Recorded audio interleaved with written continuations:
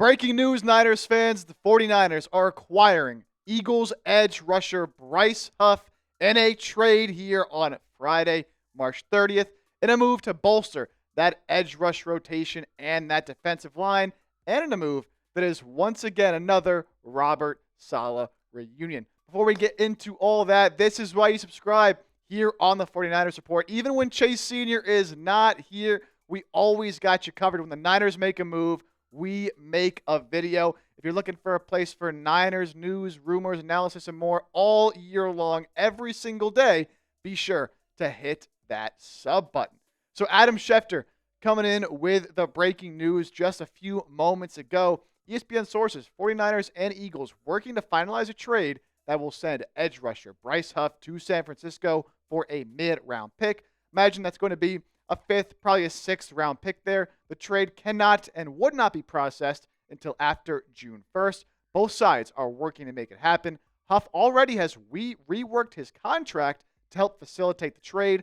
In San Francisco, Huff will be reunited with 49ers defensive coordinator Robert Saleh, his former head coach with the Jets. And then a little from Schefter on the financial side of the deal. Before the trade can get finalized next week, Eagles restructured Huff's contract this week. He was set to make $17 million fully guaranteed, but the Eagles now will take on only about $9 million in salary, leaving the Niners responsible for the remaining $7.95 million due to Huff this season. As mentioned, this is now the third move just this week the Niners have made in a Robert Saleh reunion. Bryce Huff, the Niners signed punter Thomas Morstead earlier in the week, and they signed linebacker Chaz Surratt earlier in the week as well. All played for Robert Saleh when he was the head coach of the New York Jets. So it's clear Saleh's kind of getting his guys in here. And look, when Huff was with Saleh back in 2023 with New York, he enjoyed a career season, which was the reason he got paid in the first place by the Philadelphia Eagles. So makes a lot of sense for a team like the Niners, who obviously have a need along that defensive line, have really reshaped that entire defense this offseason to bring in a guy who just a couple of years ago had a double-digit sack season. Some more here from Field Yates on some of the financials of this move, because, of course, Huff was just signed by the Eagles last offseason to a big deal. So how is the money all going to work out here? The Eagles declined Bryce Huff's $15.58 million fully guaranteed option bonus, which turned it into base salary. Philadelphia then turned $9 million of that base salary into a signing bonus, allowing San Francisco to take on the remaining money of about $7.95 million. In sum, the Eagles save about $7.95 in cash, create north of $15 million in cap space. San Francisco will inherit the final 2 years of Huff's deal, so this year and next season, Huff will be under contract, so it's not just a one-year rental. He will be in San Francisco if they want him to for the next 2 seasons, owing him $7.95 in cap and cash for this season. Before we break down some more of Bryce Huff's game and what exactly he'll bring here to San Francisco and more on why they made this move, let me know your one-word reaction to the 49ers trading for Bryce Huff down in the comments section.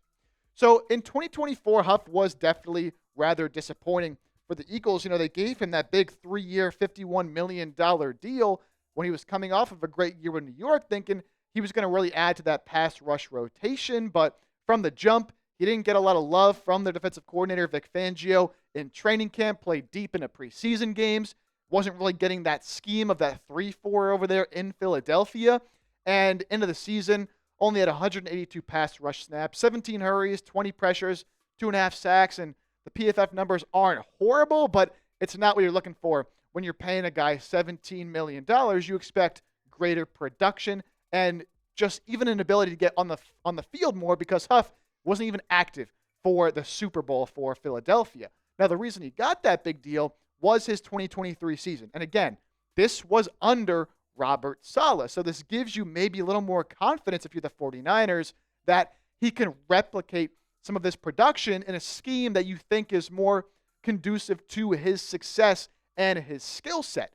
In that season in 2023, a 79.7 PFF grade, that was 33 among 197th edge rushers, an 86.8 pass rush grade, that was 11th, run defense 48, not his specialty at all, but 10 sacks, 67 pressures, top 15 in pressures in the NFL, while he was just 56th in pass rush snaps. So although he didn't play a whole lot, he had a lot of production when he was out there. And look, clearly you can see the fall off in all the numbers across the board, right? Sacks down from 10 to 2.5. TFLs down from 10 to 3.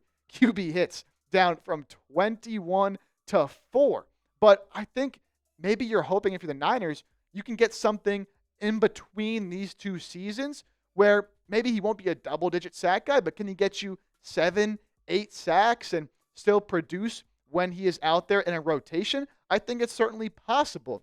And it makes a lot of sense for San Francisco, who they have really prioritized improving this D-line and improving this defense as a whole that was just so disappointing last season. They obviously went into the draft, took a bunch of rookies along that defensive line, and now bringing in a player like Bryce Huff, who still a young player as well in his own right, who has a chance at least to make an impact on this rotation. You obviously have Nick Bosa.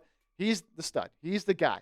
But how do you surround him with talent to the point where it's not all on him, where it's not like if Nick Bosa isn't doing something, then you got absolutely nothing going on.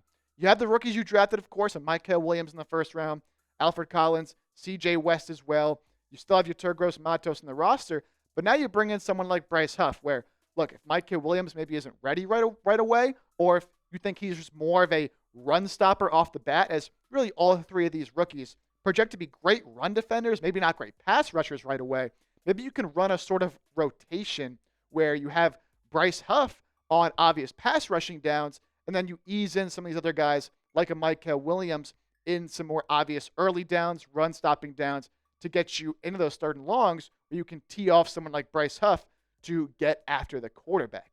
I think all these moves are really just so big for Nick Bosa in particular because he's just never really had that stud pass rusher on the opposite side, right? Like you go back to players like, D Ford, and they obviously tried out, your Turgros Matos this year. They tried out Leonard Floyd last year. Like they've tried to cycle in some of these edge rushers, but they've never really been able to find that piece. And especially last season, Nick Bosa's been relatively healthy ever since that 2020 season where he missed the entire year. But when he's not on the field, especially last year, this Niners pass rush was awful. This Niners run D was awful. So I like the moves that they're making now to really raise the floor of the defensive line with these rookies that are all projecting to be great run defenders, but also raise the ceiling a little bit now with the idea of bringing in a guy like Bryce Huff, who, is a little costly for what the production has been so far. But if you can get that 10-sack season out of him that he had back in 2023 with the Jets, you could be getting maybe a near Pro Bowl caliber type of edge rusher if you can unlock everything. With the Eagles, he was running a system where he wasn't really comfortable, right? He was asked to be a stand-up edge rusher in a 3-4 when with the Jets, he was more of a hand in the dirt, rush off the edge kind of guy. And in this wide 9 system where you can have that hand in the dirt and come screaming off the edge, I think that can help him become more successful. So I understand why the Niners, again, making this move, not going to cost you a lot in terms of a trade, only about a late day 3 pick, and obviously going to pay him a little bit of money. But again, for a team that really doesn't have a lot going on at that edge rusher spot, I think taking a shot at this kind of upside and this kind of talent does make a whole lot of sense. So Bryce Huff, the newest member of the San Francisco 49ers. Again, this will be finalized in the next couple of days. Be sure, again, to hit that sub button here on the 49ers Report. Anytime they make a move, we always make a video. So subscribe and turn on your notifications so you never miss a thing. And we'll see you next time here on the 49ers Report.